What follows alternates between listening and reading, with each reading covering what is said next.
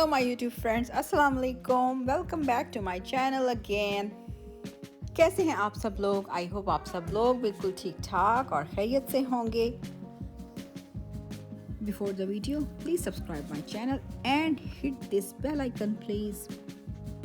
जैसा कि आप सब लोगों ने मेरे लास्ट व्लॉग में देखा कि मैं इस टाइम आई हुई हूँ अपने वकेशंस के लिए नॉर्थ कैरोलिना में, नॉर्थ कैरोलिना के आउटर बैंक्स, मतलब यहाँ के बीचेस पे। और लास्ट व्लॉग में भी मैंने गलती से इसको साउथ कैरोलिना बोल दिया बिकॉज मैं ऑलवेज़ नॉर्थ एंड साउथ लिखने और बोलने में बड़ी कंफ्यूज होती हूँ और मैं ऑलवेज़ उनको मिक्सअप कर देती हूँ। So we are in North Carolina और आज हम लोग आए हैं नॉर्थ कैरोलिना के लाइट हाउस में। ये यहाँ का बहुत ही फेमस और हिस्टोरिक जगह है। ये इनका लाइट हाउस है जो आपको बहुत ही बड़ी सी बिल्डिंग नज़र आ रही है। माशाल्लाह से बहुत ही ब्यूटीफुल जगह है ये। और ये जो आपको इतना बड़ा लाइट हाउस टावर सा नज़र आ रहा है, इसके अंदर ऊपर तक आप जा सकते हो, लेकिन इसके बिल्कुल टॉप पर पहुंचने के लिए 220 स्टेप्स हैं जो आपको चढ़ने पड़ते हैं। और हम तो बहुत ज़्यादा एक्साइटेड था, वो ज़िद कर रहा था कि मैं ऊपर तक जाऊंगा, बट ऑफ कोर्स वो भी नहीं जा सकता था और इतने स्टेप्स चढ़ने से मैं भी बहुत ज़्यादा डर रही थी। तो मैंने सोचा कि अगर आप बहुत ज़्यादा बीच में थक गए कहीं पर तो वापस आना भी मेरे लिए बहुत मुश्किल हो जाएगा बच्चे के साथ, so better not to go. और अगर मैं इस लाइट हाउस के टॉप पर जाती तो इस सिटी के अराउंड जितना भी ओशन है वो दिखने में बहुत ज़्यादा ब्यूटीफुल लगता, सब कुछ बहुत खूबसूरत लगता, लेकिन ऑफ कोर्स इसकी ब्यूटी बाहर से भी इतनी ही है तो मैं इसको बाहर से ही कैप्चर कर रही हूँ आप सबके लिए। फ्यू स्टेप्स ही आगे जाकर एक और बहुत ही प्यारी सी जगह थी, बहुत ही हसीन साइट सीइंग और बहुत ही प्यारा जो है वो ओशन का मंजर था सारा। क्योंकि हम मिडल ऑफ द वीक ही गए थे तो हमें इसलिए वहाँ पे बहुत ज़्यादा गैदरिंग नहीं मिली और बहुत ज़्यादा लोग नहीं थे, तो हमने बहुत ही आराम से मज़े से रिलैक्स होकर हर जगह का टूर किया।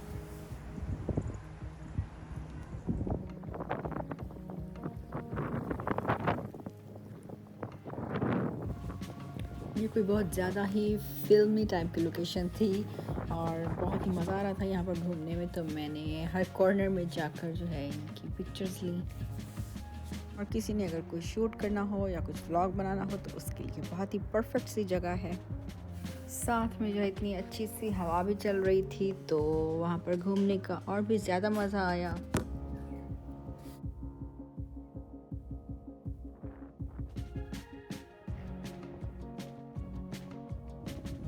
इस पूरे सिटी में ही जगह जगह पर इस तरह की पिकनिक लोकेशंस से बनी हुई थी।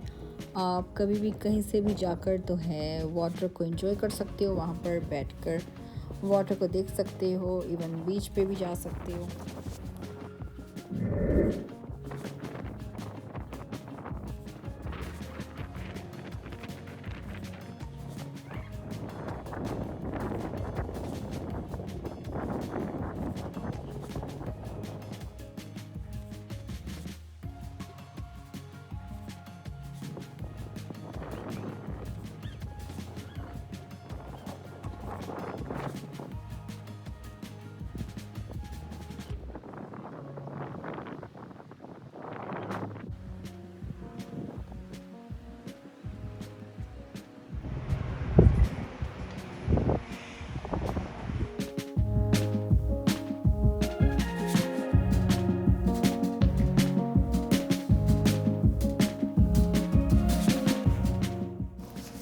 वैसे तो मुझे यहाँ की सब जगह अच्छी लगी और जो ऊपर ब्रिज सा बना हुआ था ये भी अच्छा था, लेकिन आई डोंट नो सबसे अच्छी जगह मुझे ये लगी जो ये वाटर नज़र आ रहा है, इस तरह लहरें सी आती हुई नज़र आ रही हैं, बहता हुआ पानी, ये बहुत अच्छा लग रहा था देखने में।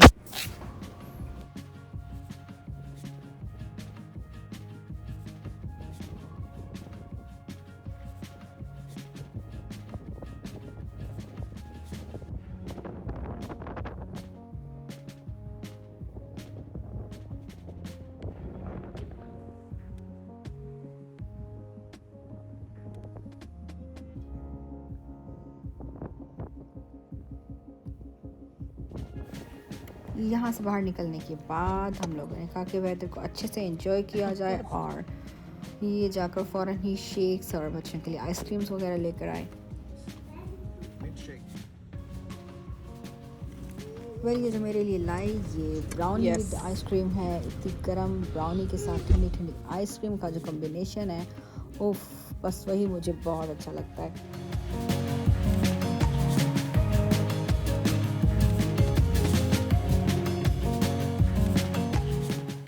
वेल अब चलते हैं यहाँ से आगे।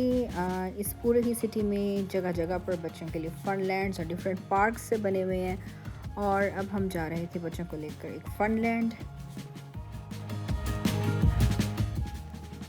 जब से हमने चलना फिरना सीखा है तो बिल्कुल हमें पसंद नहीं है कि कोई हमारा हाथ पकड़े, इसलिए हम खुद ही हर जगह आगे आगे चल पड़ते हैं। यहाँ से देख के यहाँ पर अंदर एंटर होते ही एक फनलैंड सा बना हुआ था और बच्चों के लिए डिफरेंट गेम्स थी, और यहाँ से बाहर निकल कर एक गोल्फ एरिया बना हुआ है, वहाँ पे आप जाकर गोल्फ खेल सकते हो। और यहाँ पर जितने भी प्ले लैंड्स हैं और डिफरेंट जगह बनी हुई हैं घूमने फिरने के लिए, वो सभी पायरेट्स की थीम पर बनी हुई हैं, क्योंकि कहा जाता है कि ये जो सिटी है यहाँ पर सच में ही पायरेट्स पाए जाते थे, और उन्होंने रियल में यहाँ पर जो उनका ट्रेजर बॉक्स होता है यहाँ पे किसी जगह पे ख़जाना दबा के रखा हुआ है सच में।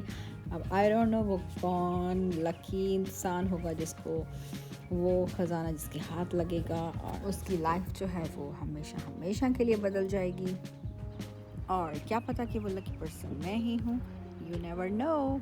हाँ, लेकिन मैं मजाक कर रही हूँ, मैंने बिल्कुल भी ऐसा कुछ नहीं किया, क्योंकि बच्चों ने जो है इतना टाइम ही नहीं दिया कि मैं यहाँ पर किसी जगह रुक कर कोई खोज लगा सकती, तो शायद कुछ मेरे हाथ भी आ जाता।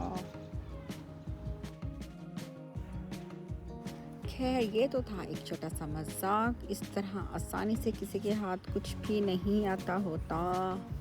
आप बस इस ब्लू वाटर को चेक करें, और अब देखिए मेरा कमाल, मुझसे एक भी गोल नहीं होगा।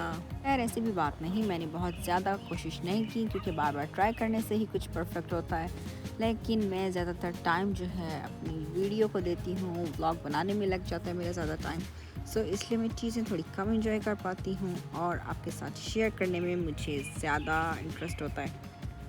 बहुत ही अच्छा सा ये बच्चों के लिए फ़न था, एक अच्छी एक्टिविटी थी, और सिर्फ बच्चे नहीं, यहाँ पर पूरी फैमिलीज़ आकर बड़े छोटे सभी गोल्फ को एंजॉय कर रहे थे। और ये देखिए ये बनी हुई थी पायरेट्स की बहुत ही प्यारी सी बोट।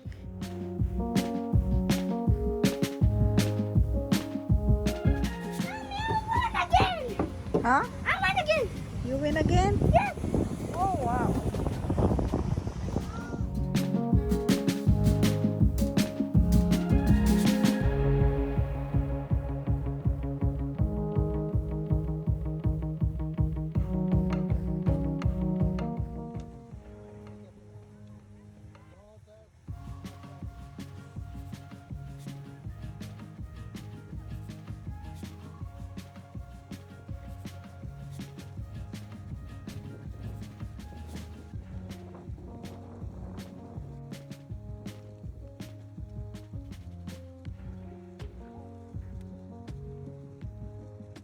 सबसे फैसिनेटिंग इस एरिया में ये ब्लू वाटर सा था जो जगह जगह से बह रहा था, बहुत अच्छा लग रहा था इसको देखना और इसकी आवाज़ को सुनना।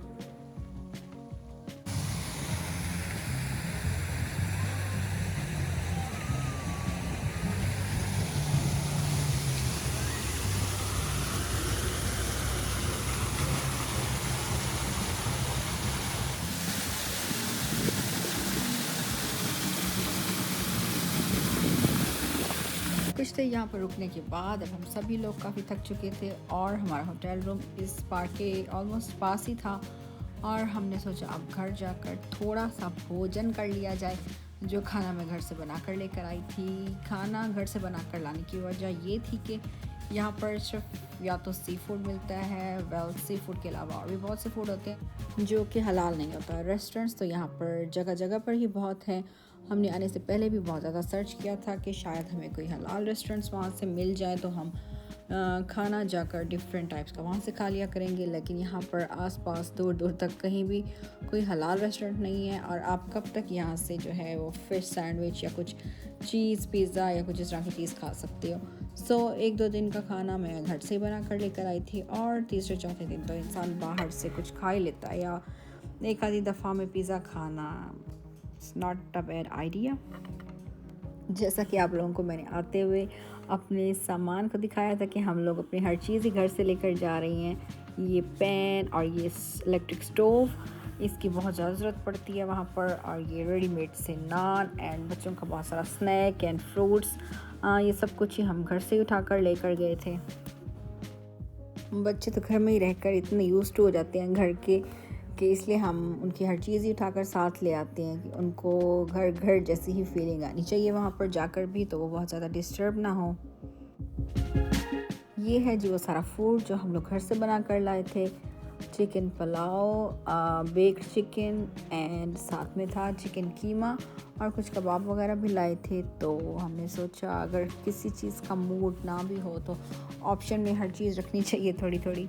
और जी जब घर के इतने अच्छे फूड के साथ आपको सामने मिले इतना प्यारा व्यू, तो यकीन करें कि वो फूड विद द व्यू, और कहते हैं ना कि सोने पे सुहागा हो जाता है।